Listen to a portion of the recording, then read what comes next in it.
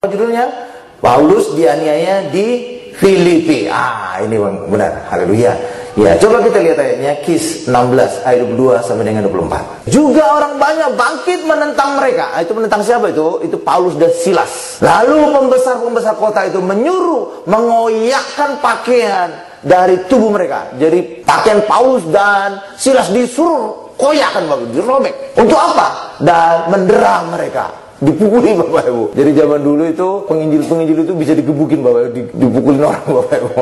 Jadi inilah zaman dulu. Jadi zaman dulu itu bagian fisik, penderitaan fisik. Nah, sekarang itu penginjil bukan digebuki kayak gini Bapak Ibu, tapi mungkin dikucilin, dipersulit izin dan segala macam. Itulah. Jadi tetap aja ada upaya untuk menyerang orang Kristen atau penginjil. Nah, lanjutkan lagi ayat 3-nya. Setelah mereka berkali-kali didera, mereka dilemparkan ke dalam penjara. Kepala penjara diperintahkan untuk menjaga mereka dengan sungguh-sungguh. Sesuai dengan perintah itu, kepala penjara memasukkan mereka ke ruang penjara yang paling tengah. Kalau dalam bahasa Inggris disebut penjara yang paling dalam, dan membelenggu mereka, kaki mereka dalam pasungan yang kuat. Ini dipasung mereka Bapak Ibu. Kalau tadi dipasung, kaki mereka dibelenggu Bapak. Nah, sekarang lihat kepada saya. Ini adalah penjara yang tengah atau penjara yang dalam. Dalam bahasa Inggris itu penjara yang dalam, paling dalam Bapak Ibu. Itu adalah penjara yang paling buruk kondisinya. Karena zaman dulu penjara itu kayak bertingkat-tingkat. Jadi ada penjara ini, kemudian turun lagi tangga, ada penjara lagi, turun lagi tangga, penjara. Nah, ini paling dalam. Dan ini kondisinya paling buruk. Kenapa paling buruk? Begini, penjara yang paling atas, ketika mereka buang kotoran itu jatuh ke bawah. Lalu yang tiga sini juga buang kotoran jatuh ke bawah. Dan tiga sini buang kotoran jatuh ke bawah. Jadi saudara bisa bayangkan, kotoran mereka jatuh tumpuk paling bawah. Disitulah Paulus ditempatkan. Jadi saudara bisa bayangkan kan, penjara ini, penjara yang paling bawah ini adalah penjara yang paling jorok. Paling kondisi paling, kenapa semua kotoran dari penjara yang atas itu tumplek ke bawah itu Bapak. Di situ Paulus ditempatkan. Jadi suasananya, bau gitu Bapak. Sudah luar biasa lah pokoknya. Pemandangannya juga sudah jelek sekali, aromanya juga sedahsyat sekali Bapak. Nah, disitulah mereka ditempatkan. Jadi rupanya para pembesar tadi sangat marah. Jangan-jangan sebelumnya mereka dapat banyak duit dari hamba perempuan yang tukang tenun tadi. Tapi sekarang setelah roh tenungnya diusir, mereka nggak dapat lagi duit. Itulah sebabnya mereka sangat marah, sehingga menempatkan Paulus dan Silas ini menjadi penjahat yang paling jahat, sehingga ditempatkan di tempat penjara yang paling dalam, yang paling buruk, yang paling bau. Apakah mereka kemudian mengeluh? Apakah mereka kemudian menghujat Allah? Apakah kemudian marah kepada Allah? Tidak Bapak Ibu. Justru pada saat tengah malam, di saat gelap gulita, di situ mereka berdoa dan memuji Tuhan. Amin Bapak Ibu. Dan ini sebenarnya pengajaran bagi kita. Ketika saudara dalam kondisi yang paling gelap, paling buruk di dalam kehidupan saudara, saudara jangan protes, jangan marah kepada Tuhan. Tapi mari kita tiru apa yang dilakukan oleh Paulus dan Silas. Dan apa yang terjadi kemudian? Kita lihat ayatnya, Kis juga buka lagi, ayat 25 sampai dengan 26. Tetapi kira-kira tengah malam, Paulus dan Silas ngapain Bapak Ibu? Berdoa dan nyanyi. Iya, mereka malah memuji Tuhan, menyanyikan puji-pujian kepada Allah. Dan orang-orang hukuman lain mendengarkan mereka. Akan tetapi terjadilah gempa bumi yang hebat, sehingga sendi-sendi penjara itu goyah. Dan seketika itu juga terbukalah semua pintu dan terlepaslah belenggu mereka semua. Karena itu bagi kita hari ini, mari, walaupun kondisi kita sangat buruk seperti Paulus, sangat gelap tengah malam saat itu, jangan kita ngomel kepada Tuhan. Justru saudara nanti akan semakin buruk kondisi kita. Amin. Mari hari ini kita berusaha berdoa, berusaha menyanyi memuji Tuhan. Maka saat itulah terjadi gempa bumi, kondisi kita akan dirubahkan. Kita menjadi keluar sebagai pemenang. Nah, pada saat itu sebenarnya si kepala penjara itu sudah panik juga Bapak Ibu. Kenapa panik? Karena zaman dulu biasanya kalau tawanan itu melarikan diri, itu tanggung jawab kepala penjara. Dia bisa dihukum mati Bapak Ibu. Itulah sebabnya ketika melihat kondisi gempa bumi dan pintu-pintu terbuka, belenggu-belenggu terlepas, kepala penjara ingin bunuh diri Bapak Ibu. Iya, karena apa? Dia tahu hukumannya pasti mati nanti dia. Nah, mungkin dia pikir daripada mati dibunuh orang, bagusnya bunuh diri gitu. Selesai urusan ya. Dan pada saat itulah Paulus mencegah, jangan celakakan dirimu, kami masih tetap ada di sini. Lalu kemudian apa? Kepala penjaranya merawat Paulus dan Silas, membasuh lukanya, memberikan makanan, dan akan melepaskan Bapak Ibu. Tetapi mereka tidak dilepaskan. Tapi ternyata Tuhan juga menggerakkan dari para pembesar-pembesar tadi, para pejabat-pejabat tadi, sehingga apa? besoknya mereka memerintahkan untuk Paulus dan Silas dibebaskan. Diam-diam. Nah, pada saat itulah kemudian Paulus berkata, kami orang Romawi, kami disesa, kami didera, kami dijebloskan di dalam penjara tanpa diadili. Oh, mereka jadi ketakutan, Bapak Ibu. Ketakutan.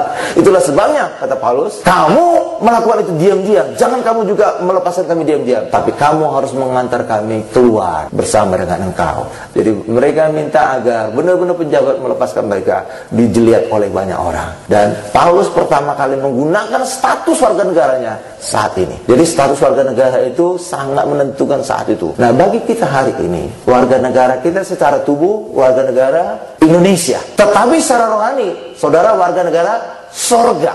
Itulah sebabnya apapun kondisi saudara, apapun masalah saudara, apapun gangguan setan, saudara bisa menyatakan saudara sebagai warga sorga, maka setan akan takut dan lari daripada saudara. Itulah sebabnya warga negara kita itu bukan main-main, itu dahsyat. Cuma banyak sekali orang Kristen tidak menyadari dahsyatnya itu. Amin, Bapak Ibu.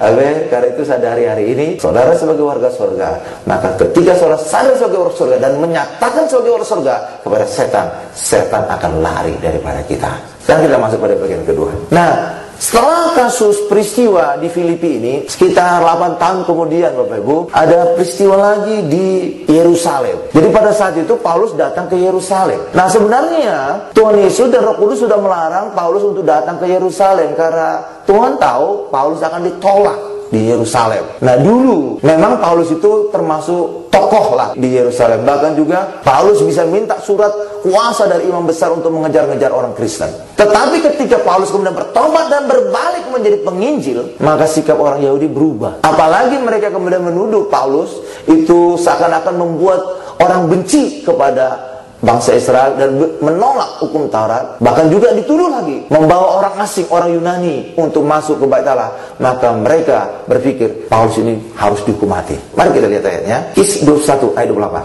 Sambil berteriak, hai orang-orang Israel, tolong! Inilah orang yang di mana-mana mengajar semua orang untuk menentang bangsa kita dan menentang hukum Taurat dan tempat ini. Dan sekarang ia membawa orang Yunani pula ke dalam Bait Allah dan menajiskan tempat suci ini. Nah, pada masa itu Bapak Ibu, itu Bait Allah terdiri dari 3 bagian. Pertama adalah ruang Maha Kudus, yang kedua adalah ruang kudus, yang ketiga halaman. Nah, orang yang boleh masuk halaman ini hanya orang Yahudi. Di luar orang Yahudi masuk mati tuh. Nah, itulah salah satu tujuannya. Dipikir orang-orang Yahudi tadi, Paulus membawa orang Yunani masuk ke Bait Allah. Ke halamannya ini juga nggak boleh, mati kepada. Iya. Lalu tingkatan kedua apa? Ruang kudus. Orang Yahudi tidak boleh masuk sini kecuali imam. Berarti apa? Suku Lewi. Dan itu pun bukan hanya suku Lewi. Ada spesial lagi. Apa? Keturunan Harun. Karena hanya keturunan Harun suku Lewi lah yang imam. Amin ya, Bu? Ya, karena apa? Suku Lewi itu ada keturunan Musa, ada keturunan siapa lagi Bapak Ibu? Tuhan Maryam, ada. Tapi yang boleh masuk sini adalah imam dan itu adalah keturunan Harun. Amin Ibu ya. Jadi nggak semua suku Lewi, nggak. Tapi khusus keturunan Harun.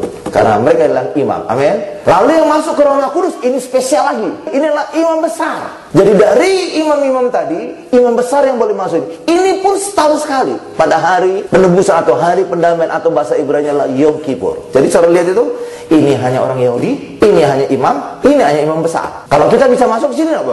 Ya enggak dong. Kita bukan orang Yahudi. Boro-boro masuk sini, ini imam. Boro-boro masuk sini, imam besar. Oh jauh. Itulah sebabnya dalam perjanjian lama orang Indonesia seperti kita itu tidak layak masuk Bait Allah. Tetapi sekarang dalam perjanjian baru, Yesus telah membangun Bait Allah yang baru, yang bukan buatan tangan manusia. Dan itulah Yesus. Dan sekarang Bait Allah itu adalah kita. Itulah sebabnya segala bangsa boleh datang ke hadirat Allah di dalam Maha Kudus. Karena kita sekarang Bait Allah. Benar Ibu? Kalau bersama perjanjian lama, kita tidak layak masuk Bait Allah, tidak layak datang ke hadirat Allah. Oh jauh kita Ibu. Masuk sini aja orang Yahudi. Itulah sebabnya dalam perjanjian lama hanya orang Yahudi yang berhak masuk Bait Allah. Di luar dari itu masuk mati. Dan itu yang terjadi dalam ayat tadi. Amin Bapak Ibu. Itulah sebabnya perjanjian ini kemudian dirubah. Bukan lagi perjanjian lama, bukan lagi Bait Allah buatan tangan manusia, tapi hari ini Bait Allah itu adalah kita. Kita tersebut juga adalah Bait Allah dan Roh Allah ada tinggal di dalam kita. Amin ya Bu. Itulah sebabnya seluruh bangsa di dunia ini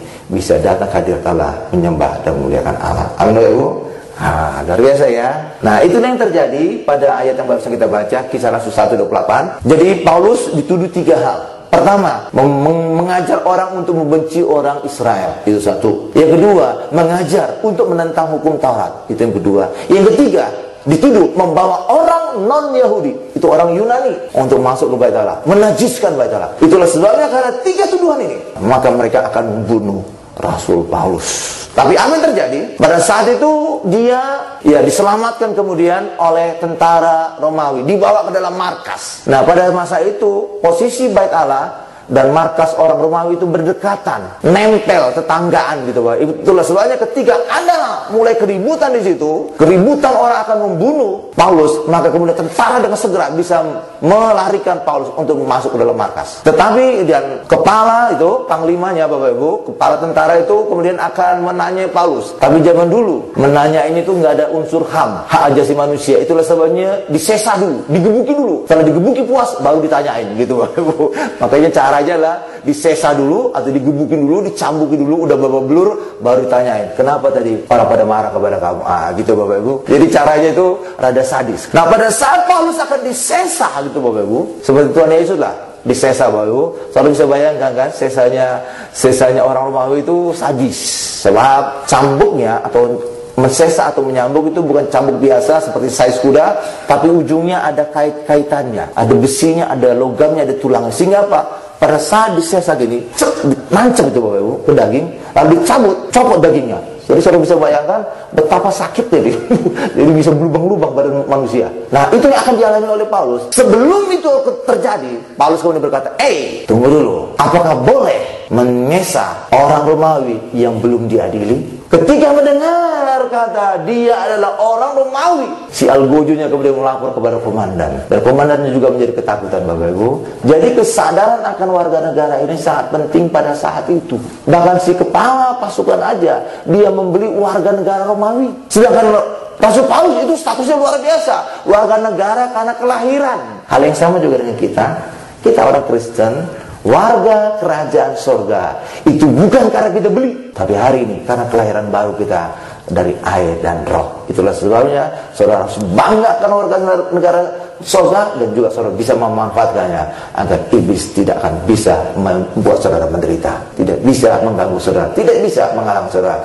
Sadari sebagai warga negara sorga, saudara berhak untuk mengusir iblis keluar, pergi dari kehidupan kita. Paulus saja bisa membuat kepala pasukan takut, apalagi kita bisa membuat kepala pasukan iblis, kepala pasukan setan akan takut kepada kita. Coba kita lihat ayatnya tentang ketika Paulus menyebutkan warga negaranya, Kisah 22 ayat 28-9. Lalu kata kepala pasukan itu, kewarganegaraan itu kubeli dengan harga yang mahal. Jawab Paulus, tetapi aku mempunyai hak itu karena kelahiranku. Saudara sebagai warga negara surga, karena saudara beli atau karena kelahiran? Karena kelahiran. Itulah sebabnya orang Kristen harus lahir baru. Karena warga negara surga kita bukan karena kita beli, tapi karena kelahiran kita. Ayo, tuh kayak Paulus tuh. Warga negara Roma itu karena kelahiran dia. Mantap itu. Lanjut ayat 9 ya. Maka mereka yang harus menyesa dia segera mundur. Tuh lihat Bapak Ibu, sadar akan warga negara Roma, langsung apa Bapak Ibu? Algojonya mundur. Setan juga mundur dari kita ketika sadar kita warga surga.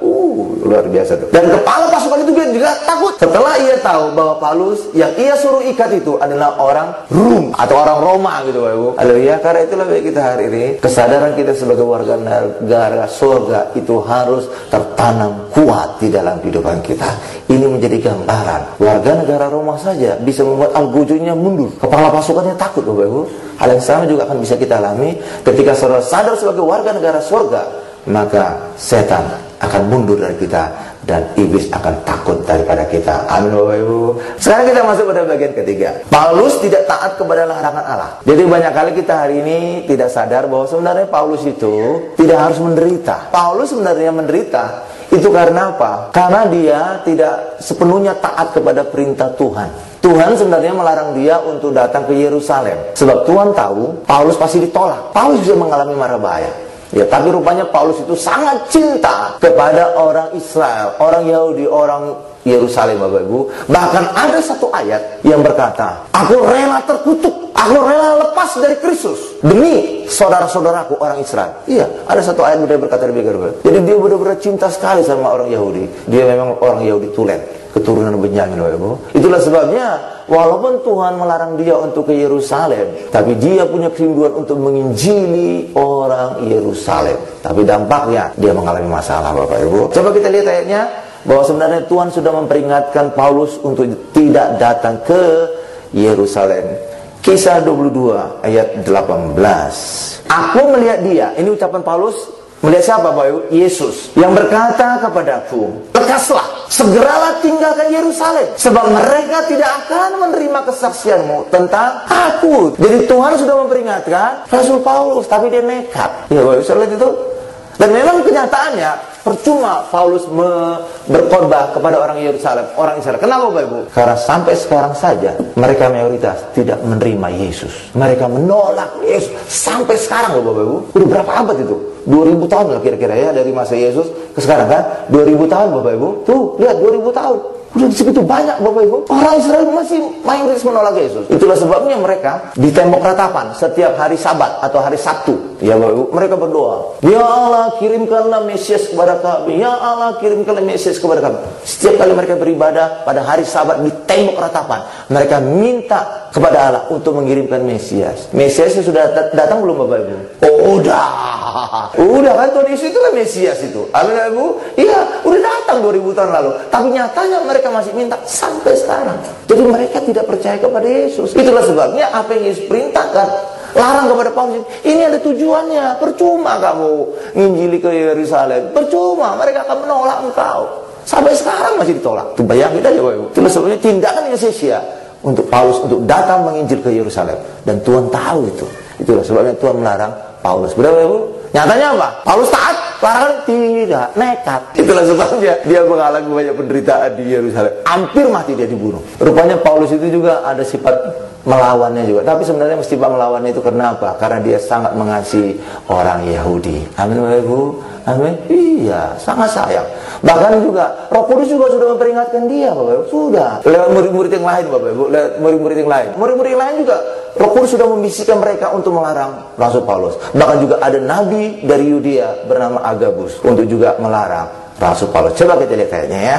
Ini juga menjadi ayat penutup kita. Kisah 21 ayat 10 sampai dengan 13. Setelah beberapa hari kami tinggal di situ, datanglah dari Yudea seorang nabi bernama Agabus. Wah, ini Agabus. Jadi bukan ngarang-ngarang Agabus ya, Bapak ya. Bukan Margabus ya, bukan. Ia datang, si Agabus tadi datang pada kami, lalu mengambil ikat pinggang Paulus. Sambil mengikat kaki dan tangannya sendiri, ia berkata, demikianlah kata Roh Kudus, beginilah orang yang empunya ikat pinggang ini akan diikat oleh orang-orang Yahudi di Yerusalem dan diserahkan ke dalam tangan bangsa-bangsa lain. Mendengar itu kami bersama-sama, itu murid-murid yang lain yang ada di rumah itu, dengan murid-murid di tempat itu meminta supaya Paulus jangan pergi ke Yerusalem. Tetapi Paulus menjawab, mengapa kamu menangis dan dengan jalan demikian mau menghancurkan hatiku? Sebab aku ini rela bukan saja untuk diikat, tetapi juga untuk mati di Yerusalem oleh karena nama Tuhan Yesus. Saudara itu?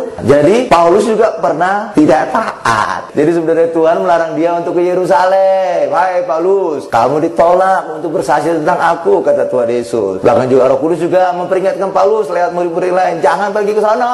Bahkan Roh Kudus juga lewat Nabi Agabus juga sampai memperagakan, diambil ikat pinggangnya, diikat tangannya. Nah, seperti inilah nanti Paulus akan mengalami di Yerusalem. Dan itu tidak bisa menggoyahkan kerinduan Paulus untuk datang ke Yerusalem. Kenapa? Karena dia punya hati untuk orang Yahudi. Dan itulah risikonya, karena dia menentang apa yang disarankan oleh Tuhan, apa yang disarankan oleh Roh Kudus, maka dia juga sempat menderita di Yerusalem. Jadi sebenarnya Paulus itu tidak harus menderita kalau dia sungguh-sungguh taat. Hal yang sama juga dengan kita. Kalau saudara kita semua mengikuti jalannya Tuhan, maka harusnya saudara tidak perlu menderita di dalam kehidupan. Karena Tuhan pasti membuat jalan kita mulus, membuat jalan kita menjadi jalan penuh dengan berkat, penuh dengan kesehatan, penuh dengan kuasa, penuh dengan mujizat, untuk hidup kita hari ini bisa mengalami kemenangan. Amin, Bapak Ibu. Berikan kemuliaan, paling dahsyat, luar biasa, paling lama bagi Tuhan Yesus. Kita tundukkan kepala kita.